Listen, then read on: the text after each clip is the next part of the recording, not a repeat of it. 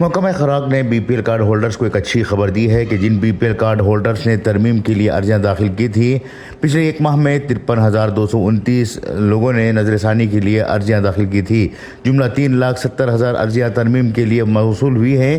ان عرضیوں میں سے 1,17,664 B P L cards ترمیم کے لیے منظور کیے گئے ہیں۔ ان جملہ عرضیوں میں سے 93,362 بی پی ایل کارڈ عرضیاں مسترد کی جا چکی ہیں۔ فوڈ ڈپارٹمنٹ ریگولیشن کے تحت جن لوگوں نے ترمیم کے لیے عرضیاں داخل نہیں کی، ان کے لیے بہت بڑا جھٹکا ہے۔ ترمیم میں صرف نام کی تبدیلی اور نئے مستفیدین کو شامل کرنے کی اجازت دی گئی ہے۔ جن عرضی گزاروں نے ترمیم کے لیے عرضیاں داخل کی ہیں، محکمہ نے ان عرضیوں پر نظر ثانی کی ہے۔ ذرائع کے مطابق نئے بی پی ایل کارڈز کے لیے عرضیاں داخل کرنے کی اجازت بہت جلد دی جائے گی۔ اس عمل کے بعد ترمیم عرضیاں داخل کرنے کے لیے گرین سگنل دے دیا گیا ہے۔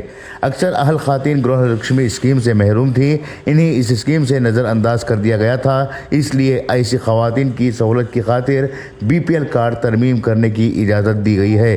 اگر بی پی ایل کارڈ میں مرد کنبے کا سربراہ ہے تو کنبے کی خاتون کو گرہ لکشمی اسکیم سے استفادہ نہیں کر سکتی۔